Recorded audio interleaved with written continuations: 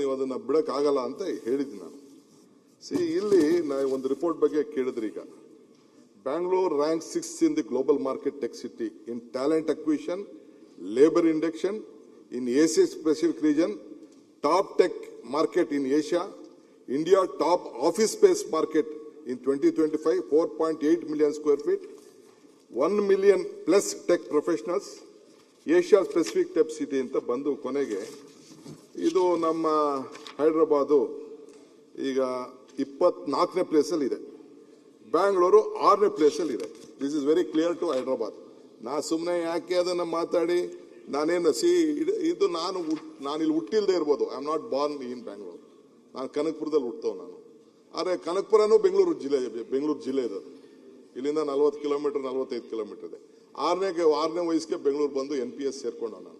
ಅಲ್ಲಿಂದ ಇಲ್ಲಿವರೆಗೂ ನಾನು ಬಿಟ್ಟೋಗಿಲ್ಲ. ಬರೀ ಎಲೆಕ್ಷನ್ ಮಾತ್ರ ಹೋಗ್ತೀನಿ, ಎಲೆಕ್ಷನ್ ಬರ್ತದೆ. Bangalore has given me everything. I want to can't something to Bangalore.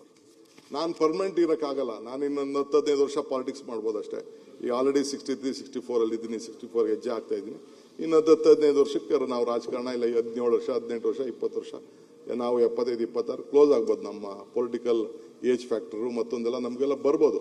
But ಸಿಗ್ದಂಥ ಸಂದರ್ಭದಲ್ಲಿ ನಾನು ಏನಾದ್ರು ಒಂದು ನಿಮಿಷ ಪ್ಲೀಸ್, ಏನಾದ್ರು ಒಂದು ಕಾಂಟ್ರಿಬ್ಯೂಟ್ ಮಾಡೋಗ್ಬೇಕು ಅನ್ನೋ ದೃಷ್ಟಿಯಿಂದ ನಾನು ಒಂದು ಪ್ರಯತ್ನ ಮಾಡ್ತಾ ಇದ್ದೀನಿ. ಬಟ್ ನಾನು ಒಬ್ಬನೇ ಮಾಡೋಕ್ಕಾಗಲ್ಲ.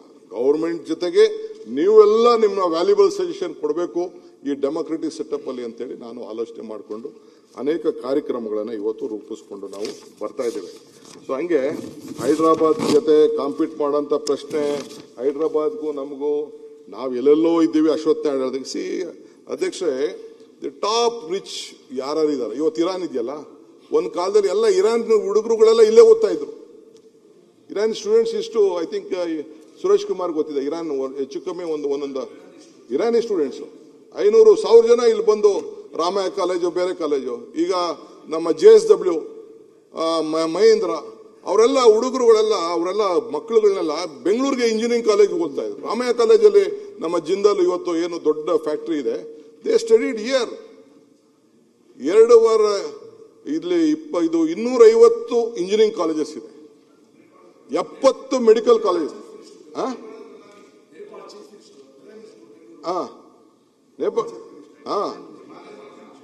ನೇಪಾಳ ಪ್ರೈಮ್ ಮಿನಿಸ್ಟರ್ ಇಲ್ಲೇ ಅವ್ರ ಮನೆ ಬಂಗ್ಲೋ ಗಿಂಗ್ಲೋ ಎಲ್ಲ ಇಲ್ಲೇ ಇತ್ತು. ನಮ್ಮ ಕನಿಂಗ್ಹ್ಯಾಮ್ ರೋಡಲ್ಲೆಲ್ಲ ಅವ್ರದ್ದು ಮನೆಗಿನೆಗಳೆಲ್ಲ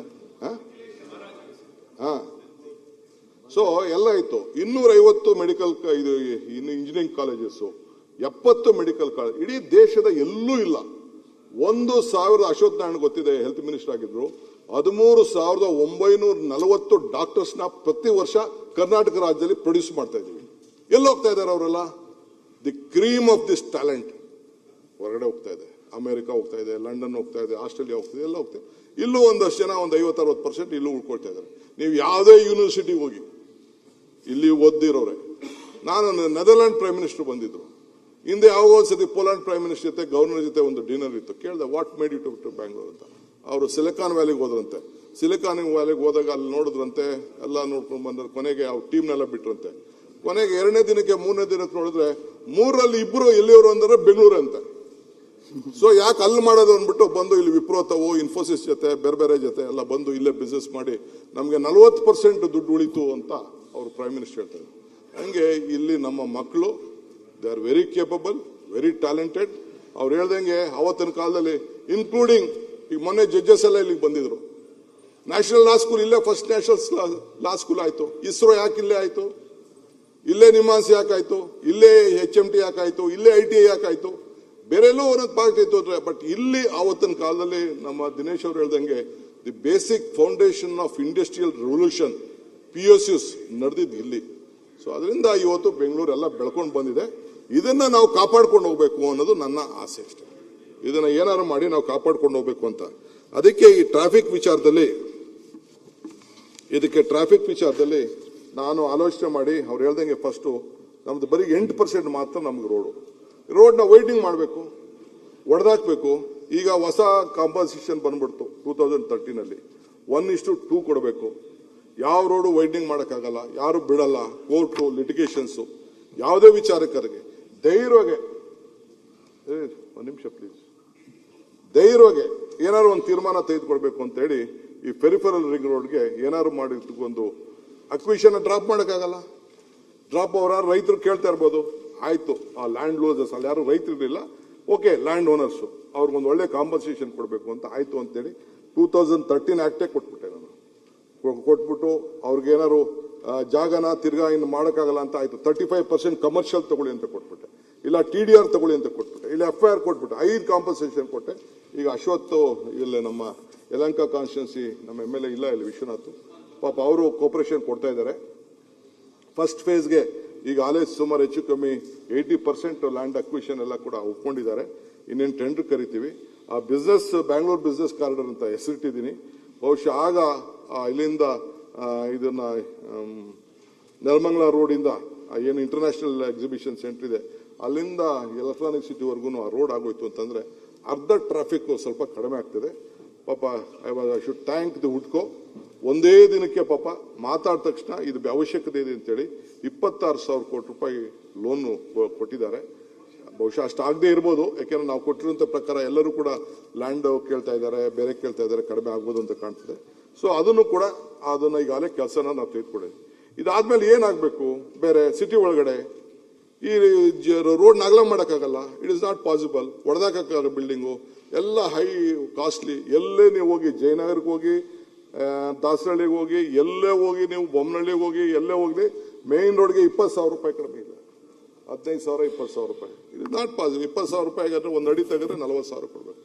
ಇಟ್ ಇಸ್ ನಾಟ್ ಪಾಸಿಬಲ್. ಅದಕ್ಕೆ ತೀರ್ಮಾನ ಮಾಡಿ ನಾನು ಹೋದೆ, ನಿತಿನ್ ಗಡ್ಕರಿ ಸಾಹೇಬ್ರ ಹತ್ರ ಮಾತಾಡಿದೆ, ಪ್ರೈಮ್ ಮಿನಿಸ್ಟರ್ ಹೋಗಿ ರಿಕ್ವೆಸ್ಟ್ ಮಾಡ್ಕೊಂಡೆ. ಬೇಕಾದಷ್ಟು ನಾನು ಲೀಡರ್ಸ್ ಎಲ್ಲ ನಾನೆಲ್ಲ ಹೆಸರುಗಳೆಲ್ಲ ಇಲ್ಲಿ ತೆಗಿಯಕ್ಕೆ ನಂಗೆ ಇಷ್ಟ ಇಲ್ಲ, ಬಟ್ ಎಲ್ಲ ರಿಕ್ವೆಸ್ಟ್ ಮಾಡ್ತಿದ್ದೆ. Only solution was tunnel. ಆ ಟನಲ್ ಹೋಗ್ತಾ ಇದೀವಿ. ಇರಲಿ, ಕೆಲವ್ರದ್ದು ಏನೇನೋ ಸಜೆಷನ್ಸ್ ಇದೆ, ನಾನೇನು ತಲೆ ಕೆಡ್ಸ್ಕೊಳಕ್ ಹೋಗೋದಿಲ್ಲ. ಸೊ ಬೇರೆ ರಾಜ್ಯದಲ್ಲೂ ಈಗ ಬಾಂಬೆಲಿ 6-7 ಟನಲ್ಗಳು ಮಾಡ್ತಾ ಇದ್ದಾರೆ, ನಮ್ಮಲ್ಲೂ ಕೂಡ ನಾವು ಮಾಡ್ತಾ ಇದ್ವಿ. ಸೊ ಹಂಗೆ ದಿ ಒನ್ಲಿ ಸೊಲ್ಯೂಷನ್ ವಾಸ್ ಒಂದು ವೈಡ್ನಿಂಗ್ ಮಾಡಬೇಕು, ಇಲ್ಲ ಹೊಸ ರೋಡ್ ಮಾಡಬೇಕು, ಇಲ್ಲ ಎಲಿವೇಟೆಡ್ ಕಾರಿಡಾರ್ ಮಾಡಬೇಕು, ಇಲ್ಲ ಟನಲ್ ಮಾಡಬೇಕು. ಇದು ಬಿಟ್ಟರೆ ಬೇರೆ ಇನ್ನೇನು ಇಲ್ಲ. ಅಕ್ವಿಷನ್ ಮಾಡೋಣ ಅಂತ ಹೋದ್ರೆ 24,000 ಕೋಟಿ ರೂಪಾಯಿ ಬರೀ ಅಕ್ವಿಷನ್ಗೆ ವೈಡ್ನಿಂಗ್ ಬೇಕು. ಎಷ್ಟು ಲಿಟಿಗೇಷನ್ ಆಗ್ತದೋ ನನಗೆ ಗೊತ್ತಿಲ್ಲ. ಸೊ ಅದಕ್ಕೆ ವಿತೌಟ್ ಅಕ್ವಿಷನ್ ಏನೋ ಸ್ವಲ್ಪ ಒಂದು 2,000 ಕೋಟಿ ರೂಪಾಯಿ ಆಗ್ತದೆ ಕೆಲವು ಪಾಯಿಂಟ್ಗಳಲ್ಲಿ ಅಕ್ವಿಷನ್ಸ್. ಮಿಕ್ಕಿದ್ದು ಈಗ 17,000 ಕೋಟಿ. ಬೇರೆ ನಮ್ಮ ಬೇರೆ ರಾಜ್ಯಗಳಲ್ಲಿ ಆಗಿರೋಂಥ ಟೆಂಡರ್ಗೂ ನಮಗೂ there is lot of difference. ಇಲ್ಲಿ ನಾವು ಸುಮಾರು 700-800 ಕೋಟಿ ರೂಪಾಯಿಗೆ 1 ಕಿಲೋಮೀಟರ್ ಆವರೇಜ್ ಇಟ್ಟಿದ್ದೀವಿ. ಅಲ್ಲೆಲ್ಲ 13,300 ಕೋಟಿ ರೂಪಾಯಿ, ಆಮೇಲೆ 1,300 ಕೋಟಿ ರೂಪಾಯಿ ಅಲ್ಲಿದೆ. ಸೊ ಹಂಗೆ ಅದಕ್ಕೊಂದು ಪ್ರಯತ್ನ ಮಾಡ್ತಾ ಇದ್ದೀವಿ. ಅದು ಟೆಂಡರ್ ಎಲ್ಲ ಆಗಿದೆ. ಸೊ ಇದೆಲ್ಲ ಆದಮೇಲೆ ಈ ರೀತಿ ಕೆಲವು ಮೇಜರ್ ಡಿಸಿಷನ್ಸ್ನ ಇವತ್ತು ನಾನು ತೆಗೆದುಕೊಂಡಿದ್ದೇನೆ ಅಧ್ಯಕ್ಷೆ. ಇಲ್ಲಿ ಒಂದು ಕಾರ್ಪೊರೇಷನ್ಗೆ ಒಂದು ಹೊಸ ಪವರ್ಸ್ ಅನ್ನು ಕೊಟ್ಟು ಡೆಲಿಗೇಟ್ ಮಾಡಿ 5 ಕಾರ್ಪೊರೇಷನ್ ಅವ್ರ ಜೊತೆ ಈಗಾಗಲೇ ಅವರೆಲ್ಲ ಸಂಪರ್ಕದಲ್ಲಿದ್ದಾರೆ. ಅವರೆಲ್ಲ ಏನಾದ್ರು ಮಾತಾಡ್ತಾರೆ, ಪ್ರಾಬ್ಲಮ್ ಹೋಗ್ತದೆ, ಇವೆಲ್ಲ ಏನೇನೋ ಸಮಸ್ಯೆ ಎಲ್ಲ ಇದೆ. ಈ ಮಧ್ಯದಲ್ಲಿ ಈ ನಮ್ಮ ಬೆಂಗಳೂರು ಕೃಷ್ಣ ಅವ್ರ ಕಾಲದಲ್ಲಿ ಈ ಪಾಣಿಗಳನ್ನೆಲ್ಲ ಭೂಮಿ ಯೋಜನೆ ಅಂತ ತೆಗೆದುಕೊಂಡು ಬಂದು, ಭೂಮಿ ಯೋಜನೆ, ಆ ಯೋಜನೆ ತೆಗೆದುಕೊಂಡು ಬಂದು 5 ರೂಪಾಯಿಗೆ ಪಾಣಿ ಕೊಡೋದು ಅಂತ ತೀರ್ಮಾನ ಮಾಡಿದ್ರು. ಆದರೆ ನಗರದಲ್ಲಿ I don't know, we failed. ಭಾಳ ಹಿಂದೆನೇ ಮಾಡಬೇಕಾಯ್ತು ಇದನ್ನ ಏನಾದ್ರು ಮಾಡಿ. ನಾನು ಫಸ್ಟ್ ಬಂದು ನೋಡಿದ್ದು ಎಲ್ಲ ಈ BDಯಲ್ಲಿ ಕಾರ್ಪೊರೇಷನ್ ಎಲ್ಲ ತಿದ್ದದೇ ಕೆಲಸ ಎಲ್ಲ ನಾವು ರಾಜಕೀಯದವರು ಸೇರ್ಕೊಂಡವರು, ಆಫೀಸರ್ಸು ಸೇರ್ಕೊಂಡಿದ್ದಾರೆ, ಎಲ್ಲ ಮಾಡಿ ಇದನ್ನ ಮಾಡ್ತಿರೋ. ಸೊ ಅದಕ್ಕೆ ಫಸ್ಟ್ ಇದನ್ನ ಎಲ್ಲ ಡಿಜಿಟಲೈಸ್ ಮಾಡಬೇಕು ಅಂತೇಳಿ ಪ್ರತಿಯೊಂದು ಡಾಕ್ಯುಮೆಂಟು ಕೂಡ ಕೋಟಿಗಟ್ಟಲೆ ಪೇಪರ್ನ ಫಸ್ಟ್ ಸ್ಕ್ಯಾನ್ ಮಾಡಿಸ್ಬಿಟ್ಟಿದ್ದೀನಿ. I have scanned all the papers ಎಲ್ಲ ಮಾಡಿಸಿ ಒಂದೊಂದು ಮಾಡಿಕೊಂಡು ಒಂದು ಈ ಖಾತೆನ ಅಂತ ತೆಗೆದುಕೊಂಡು ಬಂದಿದ್ದೀವಿ. ಅದು ನಡೀತಾ ಇದೆ.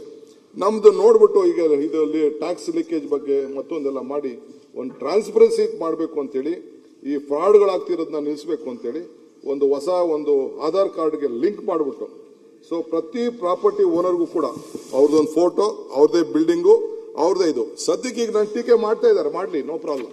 ಟೀಕೆ ಮಾಡೋದು ತಪ್ಪಲ್ಲ, ತಪ್ಪಿದ್ರೆ ನಾವು ತಿದ್ಕೊಳ್ಳೋಣ. ಬಟ್ ಇದು ಮುಂದಕ್ಕೆ ಇದು ಅರ್ಥ ಆಗ್ತದೆ. ಪ್ರತಿಯೊಬ್ಬ ಆಸ್ತಿ ಮಾಲೀಕ ಕೂಡ ಅವನ ನಂಬರ್ ಹಾಕೊಂಡ್ರೆ ಅವನ ಆಸ್ತಿ, ಫೋಟೋ, ಮತ್ತೊಂದು ಎಲ್ಲ ನಿಮ್ಮ ಬಿಲ್ಡಿಂಗು ಎಲ್ಲ ಕಂಪ್ಲೀಟ್ ಬರೋಂಥ ಒಂದು ವ್ಯವಸ್ಥೆನ ಇವತ್ತು ಮಾಡಿದ್ವಿ. ಇದನ್ನ ನೋಡ್ಬಿಟ್ಟು ಸೆಂಟ್ರಲ್ ಗೌರ್ಮೆಂಟ್ ಅವರು ಬಹಳ ಖುಷಿ ಪಟ್ಟು ಖಾತೆ ಬಗ್ಗೆ ಮಾತಾಡ್ತಿದ್ರು ನಮ್ಮ ಫ್ರೆಂಡ್ ಅಶ್ವಥ್ ನಾರಾಯಣ್ ಅವರು. Central government of India, department of administrative reforms and public is please to present a national award for e governance 2025 with gold medal Bruhat Bengaluru Mahanagara Palike entitled faceless and online e-khata digital property records management system of Bengaluru ಅಂತ ಹೇಳಿ ಕರೆದು ಅವರು award ಗಿವಾರ್ಡ್ ಎಲ್ಲ ಕೊಟ್ಟರು. ಇದು ಅಶ್ವತ್ಥನಾರಾಯಣ ಕೊಡಿ ಕೊಟ್ಟಿದ್ದಾರೆ. ಇದು ನಾನೇನು ಇದು ದೊಡ್ಡ ನಂದು ಇದು ಅಂತ ನಾನು ಹೇಳ್ಕೊಳ್ತಾ ಇಲ್ಲ, ಇದು ಬೇಸಿಕ್ ಡ್ಯೂಟಿ. ಇದು ಎಲ್ಲರೂ ಒಂದ್ ಕಡೆ ಸೆಟ್ರೇಟ್ ಮಾಡಬೇಕಲ್ಲ ಅಂತೇಳಿ ನಾವು ಅದನ್ನ ಟ್ರೈ ಮಾಡಿ, ಸೊ ನಾನು ಆಫೀಸರ್ಸ್ಗೆ ಕಳಿಸಿ ಇದೆಲ್ಲ ನಾವು ಮಾಡಿಕೊಂಡು ನಾವು ಬಂದಿದ್ದೇವೆ. ಈಗ 25 ಲಕ್ಷ ಖಾತೆಗಳಿದೆ ಅಧ್ಯಕ್ಷ, ಆಸ್ತಿಗಳಿದೆ. 25 ಲಕ್ಷ ಆಸ್ತಿಗಳಿದೆ. ಇಲ್ಲಿವರೆಗೂ ನಾವು ಒಂದು 9.5 ಲಕ್ಷ ಇಲ್ಲಿವರೆಗೂ ಕೊಟ್ಟಿದ್ದೀವಿ. ಈ ಡ್ರೈವ್ ಕೂಡ ನಾವು ಮಾಡ್ತಾ ಇದ್ದೀವಿ. ಕೃಷ್ಣ ಬೈರೇಗೌಡರು ಕಾನ್ಸ್ಟಿಟ್ಯೂನ್ಸಿ ಇಲ್ಲ, ಅವ್ರ ಕಾನ್ಸ್ಟಿಟ್ಯೂನ್ಸಿಲಿ ಏನೋ ಒಂದು ಪ್ರಯತ್ನ ಒಂದು ಮಾಸಿವ್ ಆಗಿ ಮಾಡಿದ್ರು. ಸೊ ಸರ್ಟಿಫಿಕೇಟ್ ಎಲ್ಲ ಫ್ರೀ ಆಫ್ ಕಾಸ್ಟ್ ಕೊಡ್ತಾ ಇದ್ದೀವಿ. ಡ್ರಾಫ್ಟ್ ಖಾತೆ ಕೂಡ ಕೊಡ್ತಾ ಇದ್ದೀವಿ. ಏನಾರು ಇತ್ತು ಅಂತಂದ್ರೆ ಅಲ್ಲಿ ಅವ್ರಿಗೆ ನೀವೇನಾದ್ರು ಕೊಡ್ರಪ್ಪ ಅಂತ ಹೇಳಿ ಅಬ್ಜೆಕ್ಷನ್ಸ್ ಇದ್ರು ಕೂಡ ಕೇಳ್ತೀವಿ.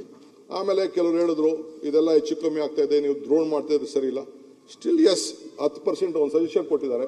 ಸ್ವಲ್ಪ ಜಾಸ್ತಿ ಇತ್ತು ಅಂದ್ರೆ ಆಪರ್ಚುನಿಟಿ ಕೊಡಿ. ಎಸ್, ಆಪರ್ಚುನಿಟಿ ಎಲ್ಲರಿಗೂ ಕೊಡ್ತೀವಿ. ಏನಾದ್ರು ಸರಿ ಇಲ್ಲ ಅಂತ ಅಂದ್ರೆ ಇದೇನು ನಾವು, ಯಾಕೆಂದ್ರೆ ಪಾಪ ಅವ್ರ ಆಸ್ತಿಯನ್ನು ನಾವ್ಯಾಕೆ ಮಾಡಬೇಕು. ಬಟ್ ಎಷ್ಟು ಇದೋ ನಾನೇ ಹಿಂದೆ ಎಲ್ಲ ನಾವು ಕೊಟ್ಟಿದ್ದು ಸೆಲ್ಫ್ ಅಸೆಸ್ಮೆಂಟ್ ಸ್ಕೀಮ್, ಅದು ಸರಿ ಇಲ್ಲ ಅನ್ನೋ ದೃಷ್ಟಿಯಿಂದ ಸರಿ. ಯಾಕೆಂದ್ರೆ ಕೆಲವರು ಆನೆಸ್ಟ್ ಇರಲಿಲ್ಲ, ಕೆಲವರು ಒಂದು ಫ್ಲೋರ್ ಕಟ್ಕೊಂಡು 3 ಫ್ಲೋರ್ ಇದ್ರು, ಬರೀ 1 ಫ್ಲೋರ್ ಮಾತ್ರ ಕಟ್ತಾ ಇದ್ರು. ಇದನ್ನೆಲ್ಲ ತಪ್ಪಿಸ್ಬೇಕು ಅನ್ನೋ ದೃಷ್ಟಿಯಿಂದ ಇದೊಂದು ಪ್ರಯತ್ನ ಮಾಡಿ ಈಗ ಅದನ್ನ ಸರಿ ಮಾಡ್ತಾ ಇದೀವಿ. I think day by day ಎಲ್ಲ ಇಂಪ್ರೂವ್ ಆಗಿ 25 ಲಕ್ಷ ಖಾತಾ ಇದೆ. ಆಮೇಲೆ A to B ಖಾತಾ ಬಂದಿದ್ದೀವಿ. ಆ ಬಿ ಖಾತಾ ನಮ್ಮ ಇವರಿಲ್ಲ, ನಮ್ಮ ಬೊಮ್ಮನಹಳ್ಳಿ ಶಾಸಕರು ಅವರು ಬಹಳ ಒಂದು ದೊಡ್ಡ ಹಿಂದೆ ಎಲ್ಲ ಹೋರಾಟ ಮಾಡಿ ಬಿ ಖಾತಾ ಅಂತ ಅವರು ಕೂಡ ಪಾತ್ರದಾರ ಅದನ್ನು ಮಾಡಿಸೋಕ್ಕೆ. ಸೊ ಅದನ್ನು ಕೂಡ ರೆಕಾರ್ಡ್ಸ್ನ. But we are not regularising the building, we are only making their property documents ಪಕ್ಕ, ಬ್ರಿಂಗಿಂಗ್ ಟು ಎ ಸಿಸ್ಟಮ್. ಅವ್ರನ್ನ ಸಿಸ್ಟಮ್ ಮಾಡಿಬಿಟ್ಟು, ಯಾಕೆಂದ್ರೆ ಸುಪ್ರೀಂ ಕೋರ್ಟಲ್ಲಿ ಕೇಸ್ ಇದೆ ಈ ರೆಗ್ಯುಲೈಸೇಷನ್ ಬಗ್ಗೆ. I am not regularising the building, I am only making that khata documentation. ಆಮೇಲೆ ಏನ್ ಮಾಡ್ಬಿಟ್ಟಿದ್ರು ಅಂತಂದ್ರೆ, ಮುನ್ರಾಜ್ ಅವ್ರಿಗೆ ಗೊತ್ತಿದೆ, ನಮ್ಮ ಇವ್ರಿಗೆ ಗೋಪಾಲಂಗೆಲ್ಲ ಗೊತ್ತಿದೆ. ಈ ರೆವಿನ್ಯೂ ಸೈಟ್ ಮಾರ್ಬಿಟ್ಟಿದ್ರಲ್ಲ, ಆ ಪಾಣಿಲೆಲ್ಲ ಕಂಪ್ಲೀಟ್ ಇನ್ನು ಅವ್ರ ಹೆಸರು ಬರ್ತಾ ಇದ್ರು, ಲ್ಯಾಂಡ್ ಓನರ್ ಹೆಸರಲ್ಲಿ. ರೋಡ್ಗಳು ಅವ್ರದೇ ಇತ್ತು. ಈಗ ಕೊನೆಗೆ 20 ವರ್ಷ 30 ವರ್ಷ ಆದ್ಮೇಲೆ ಮಾರೋದು. ಸೊ ಒಂದೇ ದಿನ ಒಂದು ಕಾನೂನು ಮಾಡ್ಬಿಟ್ಟು ಇಲ್ಲಿ ಅಸೆಂಬ್ಲಿಲಿ ತಂದು all roads belong to the government ಅಂತ ಮಾಡ್ತಿದ್ವಿ. ಕೆಲವು ರೋಡ್ಗಳು ಪ್ರೈವೇಟ್ ಆಗಿ ಬಿಟ್ಟದ್ದು ಕೂಡ TDR ತಗೊಬಿಟ್ಟಿದ್ರು. ಅದನ್ನೆಲ್ಲ ನನಗೆ ಅದರ ಚರ್ಚೆಗೆ ಹೋಗಲ್ಲ, ಇದು it becomes a big story ಅದ್ರ ಬಗ್ಗೆ.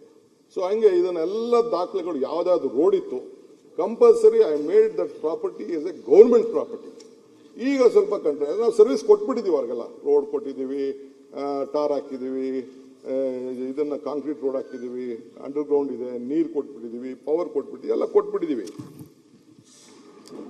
ಸೊ ಅದನ್ನೆಲ್ಲ ಮಾಡಿಕೊಂಡು ಈಗ A to B ಖಾತಾ ಮಾಡಕ್ ಹೋಗಿದ್ವಿ. 1,20,000 ಅಪ್ಲಿಕೇಶನ್ಸ್ ಬಂದಿದೆ. 660,000 ಅಪ್ಲಿಕೇಶನ್ ಈಗಾಗಲೇ ಅಪ್ರೂವ್ ಆಗಿದೆ, ಕ್ಲಿಯರ್ ಆಗಿರೋದು. ಇನ್ನ 445,000 ರಿಜೆಕ್ಟ್ ಆಗಿದೆ. ಹೆಚ್ಚಿನ ವಿಡಿಯೋಗಳಿಗೆ ಪ್ರತಿಧ್ವನಿ ಯೂಟ್ಯೂಬ್ ಚಾನೆಲ್ ಸಬ್ಸ್ಕ್ರೈಬ್ ಮಾಡಿ, ಬೆಲ್ ಐಕಾನ್ ಕ್ಲಿಕ್ ಮಾಡಿ.